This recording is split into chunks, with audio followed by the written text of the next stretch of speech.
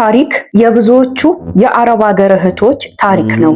አረብ ሀገር ከመጣው 15 ዓመት ሆኖኛል። ከአገር የወጣሁት ለ2 ዓመት ነበረ። አሁን 15 ዓመት ሞልቶኝ በ15 ዓመት ቆይታዬ ውስጥ ምን አለሽ ብለሽ ብትጠይቂኝ ምንም የለኝም። ከዛም አልፎ ተርፎ ምን አጣሽ ብለሽ ብትጠይቂኝ እምባ እየፈሰሰ ካይኔ ሆዴን እየባሰው ውስጤን እምነግርሽ ቢኖር እድሜን አጣው፣ ወጣትነቴን አጣው፣ ጤናዬን አጣው። ከዛም አልፎ ብዙ ዋጋ የከፈልኩባቸው ቤተሰቦቼን አጣው። በጦርነት ምክንያት እናት አባቴ ሞቱ፣ እህት ወንድሞቼ ተሰደዱ።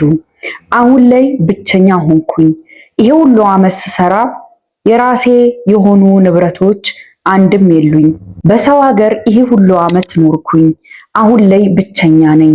እናቴን ሳስባት ትዝ ይለኛል። ቤት እሰራልሻለሁ ብዬ የተሰደድኩኝ ዕለት ከአንደበቴ ያወጣሁት ቃል ምን ነው በቀረብኝ። እዛው አገሬ ሆኜ ሞቱንም ረሃብንም ከቤተሰቦች ጋር በቀመስኩት እላለሁኝ። አሁን ላይ ለ2 ዓመት ብዬ የወጣሁ ልጅ 15 ዓመት አስቆጥሬ ከጤናዬም ከእድሜም ከምንም ሳልሆን ስቀር በጣም ይሰማኛል። ብዙ እህቶች አሉ በአረብ ሀገር ለ2 ዓመት እያሉ 12 ዓመት የሚያስቆጥሩ፣ ለ4 ዓመት እያሉ 14 ዓመት የሚያስቆጥሩ፣ ጭራሽ እንደ ቱሪስት ከአገር አገር መሄድ ለመዝናናት ይመስል ከዱባይ ኳተር፣ ከኳተር ሳውዲ እያሉ ሲዘዋወሩ እድሜያቸው እንደሚያልፍ ጤና እንደሚስተጓጎል የዘነጉ ብዙዎች ናቸው። አንቺን የሚከታተሉሽ ብዙዎች ናቸው። አንቺን የሚያዳምጡሽ አሉ። ለነሱ መልእክት ከሆነ ብዬ ነው ይሄ ሁሉ ጽሑፍ የጻፍኩልሽ። እንዳደከምኩሽ አውቃለሁ። አሁን እኔ አቅም አንሶኛል፣ አቅቶኛል። ያለሁት ባህሬን ነው። በባህሬን ውጣ ውረድና በባህሬን አሰሪዎች ባህሪ ራሴን ይሄን ያህል ዓመት ራሴን ኃላፊነቴን ብዙ ነገሬን ለመወጣት እያልኩኝ እዚህ ጋር እንዴት እንደጻፈችው ብዙም ግልጽ አይደለም። ኃላፊነቴን እንዴት ለመወጣት እያሰብኩኝ እንደሆነ ሁሌ ሳስበው ግራ ይገባኛል። አሁን ላይ ህይወት ምርር ብለኛለች። ወይ መኖር ወይ መሞት ብዬ ነው የምመርጠው። ለመኖር ምክንያት አጣው፣ ለመሞት ግን ብዙ ምክንያት አለኝ። ቤተሰብ የለኝ፣ አይዞሽ የሚለኝ የለኝ፣ የሚረዳኝ የለኝ። ከጤናዬ አይደለው፣ ከገንዘቤ አይደለው፣ ከሀብት ንብረቴ አይደለው። ብቻ ህይወት ክፍት ብሎኛል። እህቶች ምን ትሉኛላችሁ?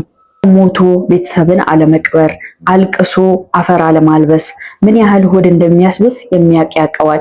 የማያውቅማ ምኑን ይረዳዋል? አረ ህይወት እንዲመረረች።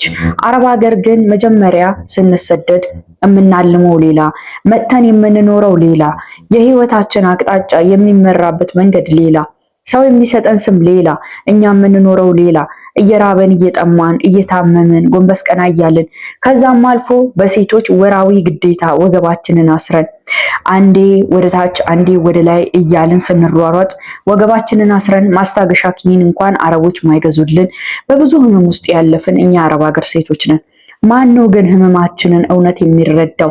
እንደኛ የሄደ እንዲሁ ያልተሰደደ ካልሆነ በስተቀር። በቃኝ ብዬ ሳስብ አሁን ላይ ግን በቃኝ፣ የምር መረረኝ። እባክሽ እህት አንድ ነገር በይኝ። እስከ መች ድረስ ነው በዚህ ህይወት ምኖረው? እስከ መች ድረስስ ነው ከዚህ በኋላ መቀጠለው ብዬ ሳስብ የምርምርር ይለኛል። እህቶች ምን ትመክሩኛላችሁ? እናንተ በእኔ ቤታ ብትሆኑስ 15 ዓመት ሰርታችሁ ከጤና ጤና፣ ከገንዘብ ገንዘብ፣ ከእድሜ እድሜ፣ ከሁሉም ባትሆኑ ምን ትወስናላችሁ? እስኪ በኮመንት ንገሩኝ። እጠብቃለሁ ኮመንታችሁን።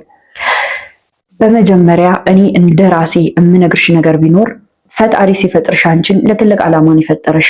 ምናልባት አሁን ላይ ያለሽበት የጤና ሁኔታ፣ አሁን ላይ ያለሽበት የቤተሰብ ማጣት ብዙ ስሜቶች ውስጥሽን እንዳልሆነ፣ ውስጥሽን ብዙ ተስፋ የሚያስቆርጥ ነገር፣ ውስጥሽን ብዙ የሚያደክም ነገር እንዳለ እየነገረሽ ውስጥሽ ራስሽን ብዙ ውሳኔ ወስነሽ እንድታጠፊ የሚገፋፋሽ ብዙ ነገር አለ። አይ ነው።